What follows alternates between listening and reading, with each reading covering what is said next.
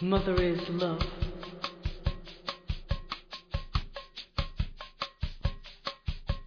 Mother is life.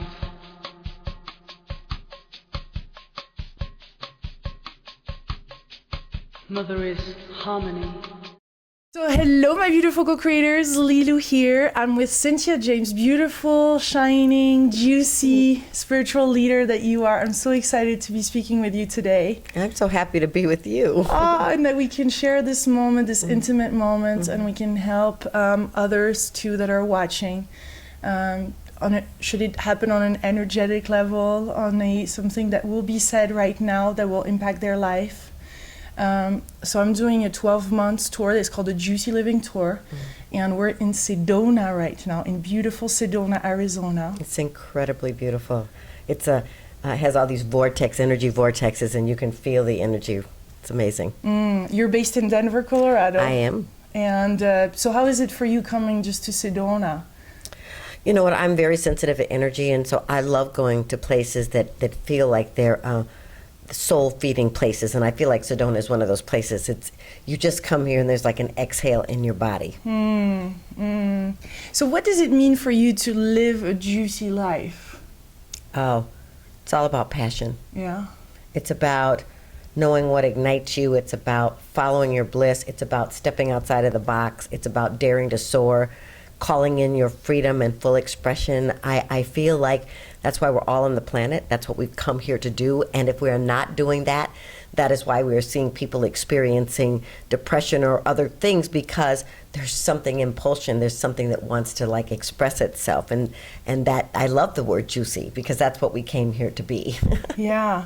But before that juicy life, you've experienced some trauma and some childhood abuse. Can you tell us about that and how you went through that and what it has opened in your life? What it has opened up? Yeah, I actually come from 5 generations of women who've been abused or traumatized, and my mother married my stepfather, who was cruel to her, beat her on a regular basis, sexually abused me. I mean, the house was chaotic, and our lives when I was quite young were quite chaotic. But what I discovered is that if there really is a quantum field and there's no time and space, if one heals, it has an effect on the whole. And so I said, well, I don't know how to get there yet, but if that's true, then I can change my life and I can affect the ones before me and the children after me. And so it became like this great passion for me to learn how to heal, to learn how to transform the way I thought, to change the behavioral patterns that didn't support me. And you teach that also, and you work closely to children? Yes, I work I work a lot with teens. I really feel like the young people on the planet today, of which you're one. 33. Oh, that's young. You've all come here to remind us to wake up. To step into our power and to use the resonance and the energy that we came here to live with. And I think the young people are saying the old paradigms don't work. Shift them now. Tell us, I know you're part of the movie that has just come out and it just premiered called The Sacred Journey of the Heart. Yes. Tell us the importance of the heart in this healing. Well, one of the things is that I feel like, Rana had this vision, and the vision was to show people through the media, through this film, how, the moving from the head to the heart and allowing your authentic self to be revealed is a portal and a pathway for us to change this world. And so it's extraordinary, that she's willing to be vulnerable, that she's asking people in this movie to step into their vulnerability, to tell the truth so that we can impact all the people that see this, to say, there's a possibility for you to just shine your light and change this planet. I think that she's doing that work. I've met all these people at the conference, all these people who are doing this work. They're all called in different ways, but it's all the same mission. Wake people up so that we can understand that love is our mission. And we need to let go. Yes. Of the past. Yes. Yeah, because this new paradigm that is being created right now? Is that how you see it? What do you see is happening right now on the planet? What does it mean 2011 to you? Old structures that don't work and support alignment and wholeness and attunement are crumbling.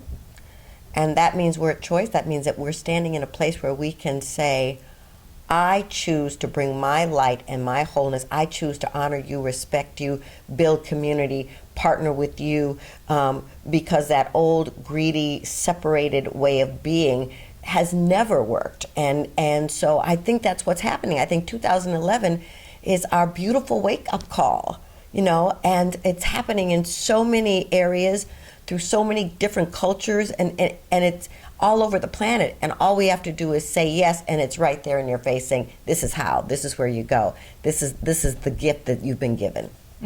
What is your relationship to God? Oh, my source.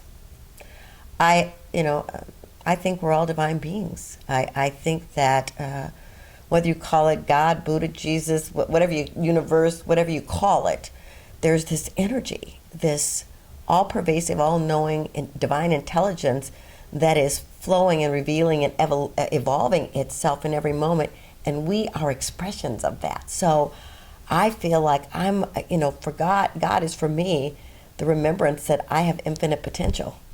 And your potential, how do you be in that potential every day? What are some of your practices? What are some of your tools that really help you? I know you sing beautifully. Thank you. As soon as Cynthia starts singing, not just talk, but when you sing, it's just like it opens your heart right away. But is there some other tools before we go into the singing that really helps you to live this potential, to let it shine out? I think spiritual practice, especially meditation and prayer, are essential because we have these energetic containers called bodies, and then there's the field around us. And when you activate meditation and prayer, it expands that container. And so for me, that's an essential practice. And it's even more, I activate it on a larger level. I meditate an hour a day in the morning and a half an hour at night before I go to bed. But when I'm challenged or when there's stuff going on in my life, I do more. Because I feel like in those moments, the container can be constricting because of the evidence of what's around us. But when you pray and meditate, the field goes back out and allows you to stay in your center. That's beautiful. I love that. I can feel it. I can feel it expanding. And singing. When did you start singing? When did it start being something where you could really express your soul 100%?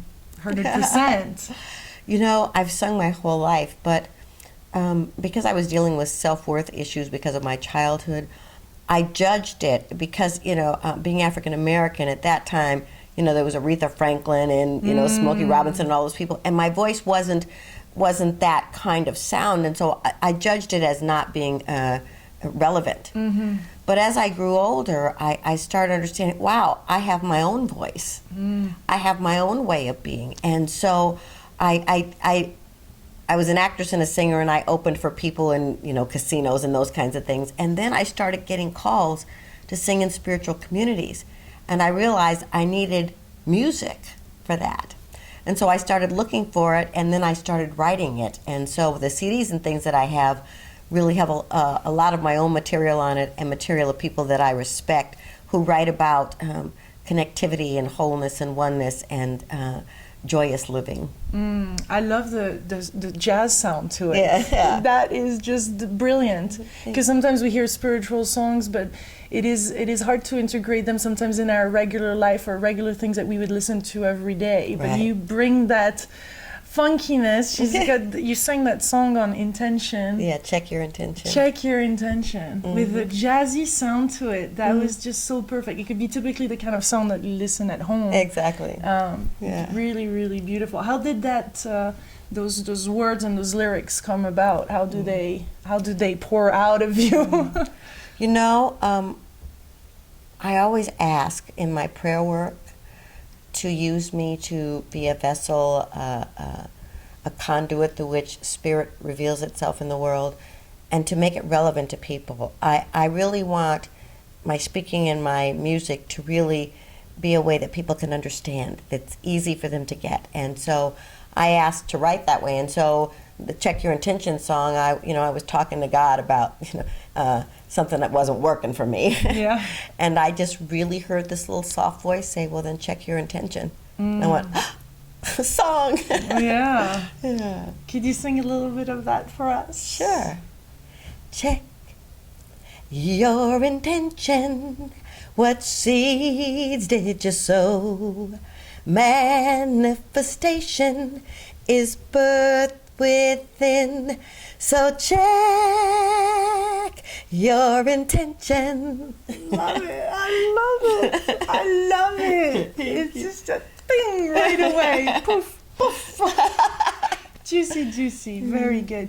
So what are you working on right now? I know that you're going to be in Denver. Tell us a bit about that event, because I'm really thinking of taking the tour on the 20th of February in Denver. Yeah, I'm an associate minister at Mile High Church. Mile High Church is one of the largest New Thought centers in the world. We have like 16,000 members and friends, and I'm speaking on February 20th, and my topic is Dear God, and we're the choir. I'm singing with the choir this song Color Purple that was from the play Color Purple, and the first line of that song is Dear God, and so I'm going to really talk about communication with spirit, whatever that looks like for you.